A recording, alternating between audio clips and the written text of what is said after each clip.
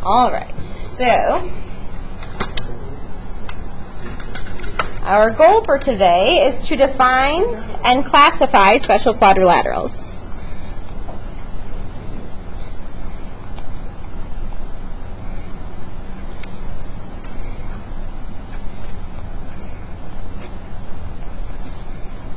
So like I said, 7.3 is just going to be definitions. We're just going to be defining special quadrilaterals. So classifying them based on their definition. So, a trapezoid versus an isosceles trapezoid. Does anyone know what a trapezoid is? I did not put an offset square. No, that's a rhombus. Yeah, you're right on that one. The offset square is a rhombus. Yeah. It's the one. It's long side, two short sides, and a short side. A long side, two short sides, and a short side. Right. Two what? It's a long side, two congruent sides. Yes. Okay, so a long side, two congruent sides, and someone said it. Parallel. It has parallel sides. So a trapezoid is a quadrilateral. The correct definition for a trapezoid for this class is that it's a quadrilateral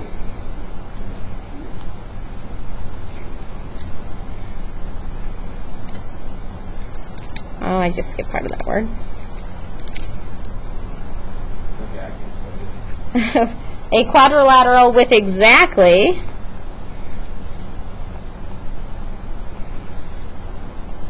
one pair of parallel sides.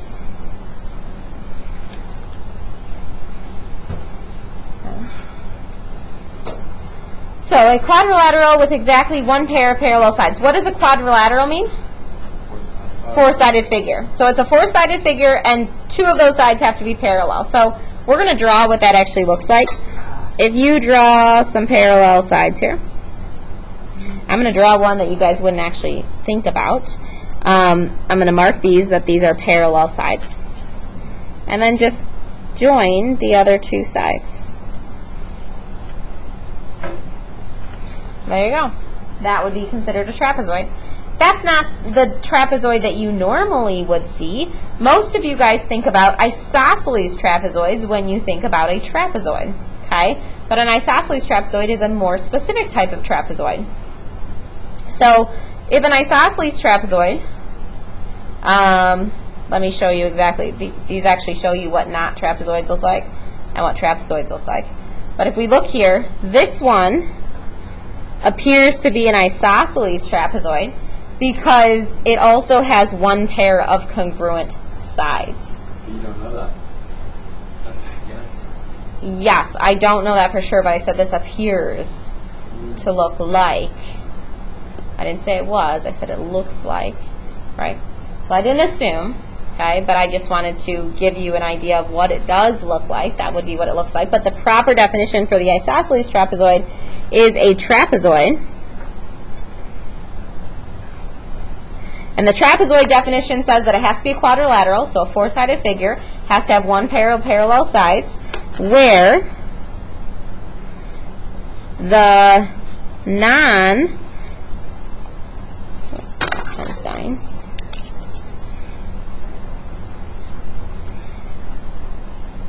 non-parallel sides are congruent.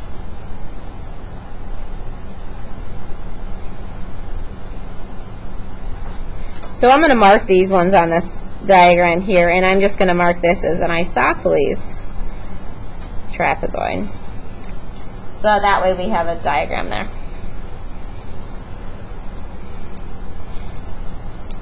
But here you can see three different examples of trapezoids. Okay, these ones are not trapezoids because this one has two pairs of parallel sides. This one it's not a four-sided figure. Okay. This one has one pair of parallel sides. This one has one pair of parallel sides. We don't know anything about those other two sides, but they are trapezoids because they have one pair of parallel sides. How do we feel about trapezoids? Does that sound familiar? Like you guys have talked about trapezoids before, right? Because that's all we're doing today. It's just classifying these quadrilaterals. All right, so here's some examples of kites. Here's some examples of non-kites. What could we use as a definition for a kite? Go ahead.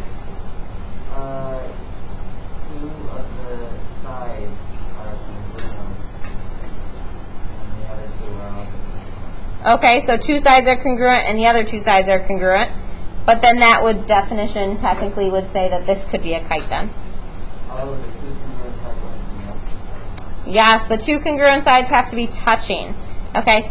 How many sides does a kite have to have? 4. So what kind of shape should we call it then? So the way that we're going to define this is we're going to start it just like we did the last one. We're going to call it a quadrilateral.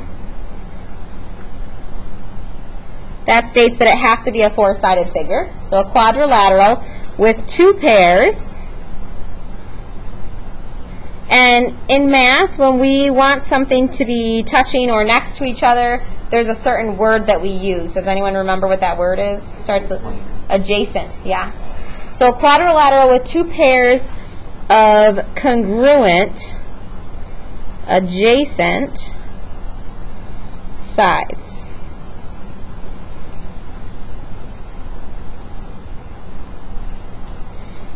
And then I'm just going to put this part in parentheses, so no congruent opposite sides is what that's talking about. So the sides that are congruent have to be touching. They have to be adjacent.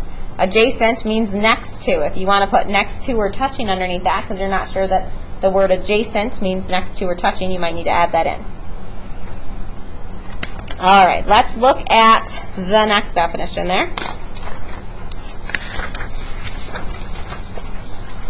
A parallelogram. Cool thing about this one is most of the definition is within the name. We want to take a stab at this definition based on here's some parallelograms, here are some non-parallelograms. Go ahead. A quadrilateral with 2 pairs of parallel sides. Very good. It's a quadrilateral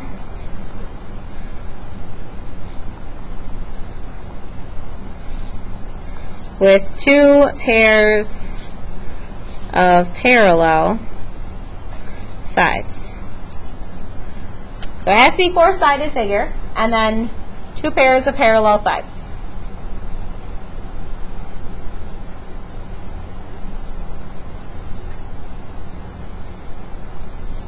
What about a rhombus?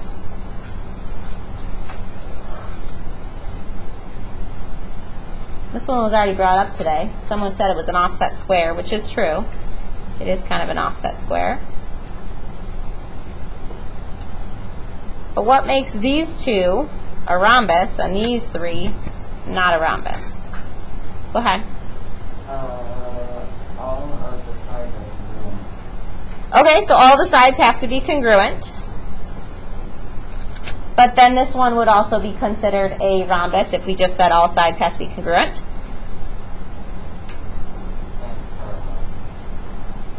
Okay, so we have to have 2 pairs of parallel sides.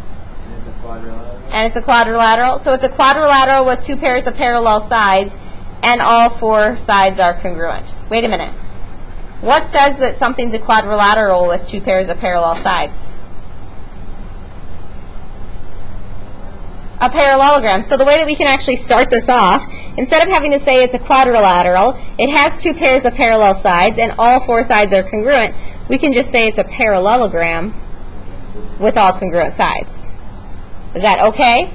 Shortens up our definition a little bit, but we have to know the definition of a parallelogram to understand that definition of a rhombus. So this is a parallelogram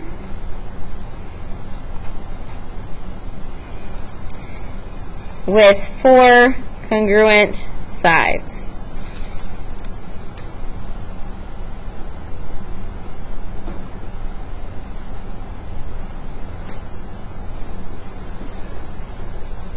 All right, let's take a look at a rectangle.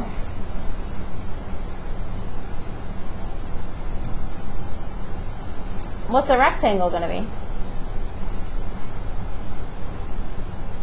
How about someone who hasn't spoken yet? What do we notice about the rectangle? Parallelogram with 4 congruent angles. Okay, so it has to be a parallelogram, so it has to have 4 sides. Looks like these both have 4 sides. Cool. has to have 2 pairs of parallel sides. They both have 2 pairs of parallel sides. Cool. So parallelogram with 4 congruent angles. I like it. Does that sound okay? All right. A parallelogram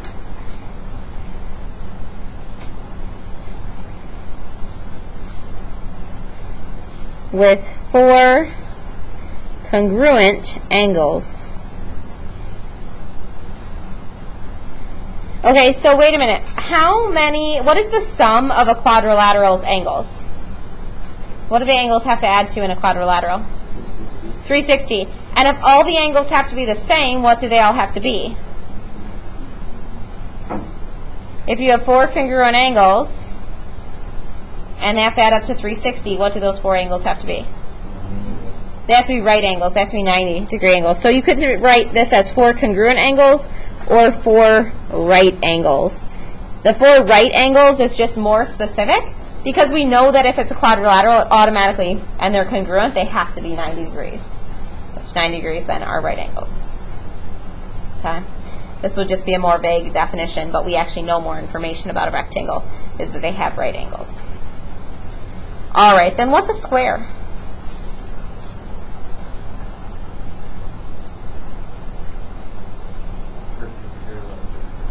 A perfect parallelogram. What do you mean by a perfect parallelogram? It does. It has 4 congruent angles and 4 congruent sides. So you can define this a couple different ways. You could say it's a parallelogram with 4 congruent angles and 4 congruent sides. You could say that it's a rhombus, but what in addition does it have besides just being a rhombus?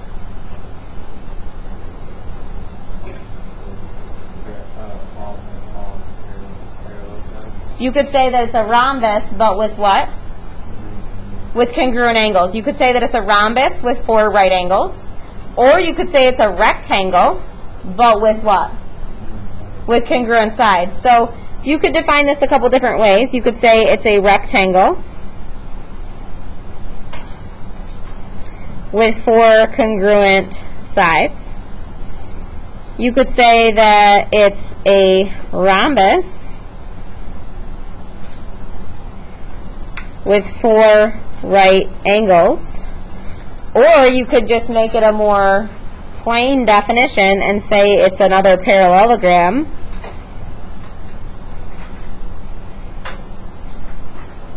with 4 congruent sides and 4 congruent angles. So it depends on how you want to start your definition, but there's 3 different ways you could define a square. We're going to make a map of these quadrilaterals so we can kind of classify them and see how it kind of works its way down. So, let me find.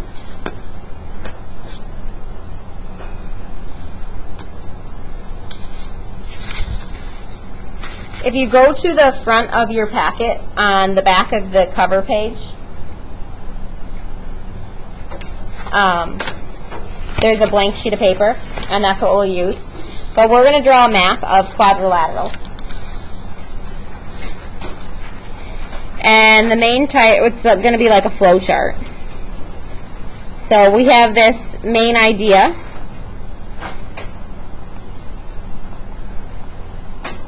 Of quadrilaterals. And the way that we are going to separate this are in 3 different arrows here. We could have no parallel sides. We could have 1 pair of parallel sides. Or we can have 2 pairs of parallel sides. So that's how we're going to kind of classify these quadrilaterals in 3 separate groups.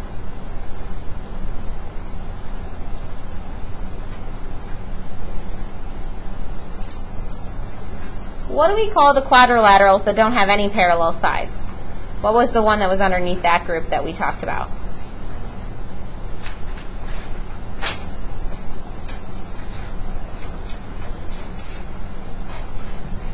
It's on the first page of those notes. Okay. So in this section we had a kite. And if you want, you could draw a little diagram of what a kite looks like.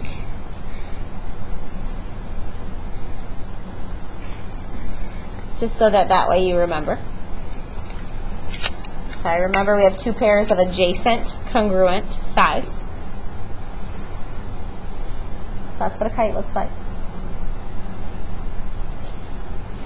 What was the shape or the name of the polygon that has one pair of parallel sides and is a quadrilateral? The trapezoid.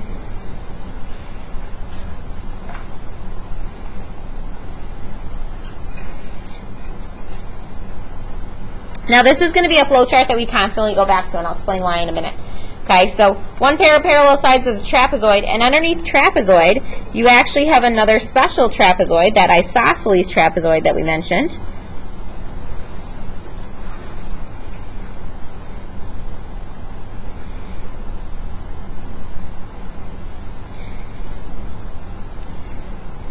Okay, and the isosceles trapezoid happens when you have those congruent sides. So again, if you want to draw a diagram next to it so you remember kind of what it looks like, that would be what your isosceles trapezoid looks like.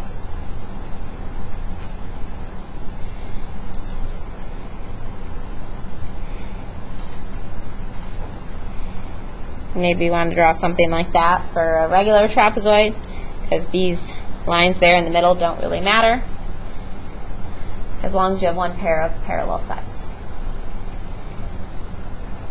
Alright, so then the monster begins, because we have two pairs of parallel sides. Is what kind of shape? The rest of them, yeah. But what's the big idea there? What is it called when we have two pairs? The parallelogram. So that's the big idea on this side, is a parallelogram.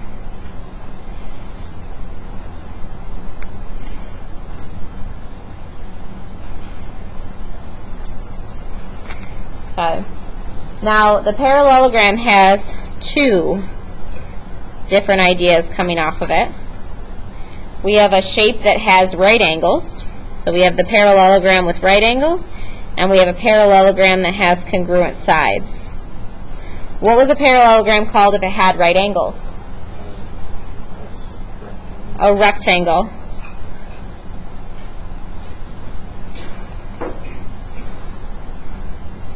And what is a parallelogram called if we have all congruent sides?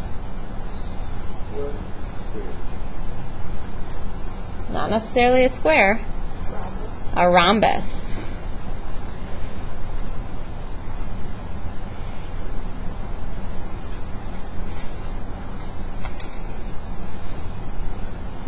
Okay.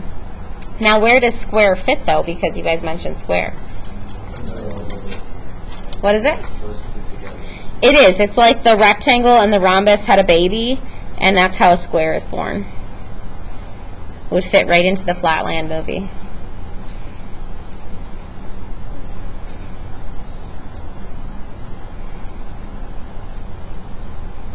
There you go. There's a square. Okay? Because it has right angles and it has congruent sides, that's why it's a square. It fits under the two of those together. Okay? But why we did this is because eventually we're going to be learning some properties about the different types of quadrilaterals. And when we get into those properties, if parallelograms have a specific property, then that's going to apply to all of these shapes because they're technically all parallelograms. If a rhombus has a specific property, it will apply to not only a rhombus, but also a square, because a square is a type of rhombus. If it applies to a rectangle, it can also apply to a square, because a square is a type of rectangle.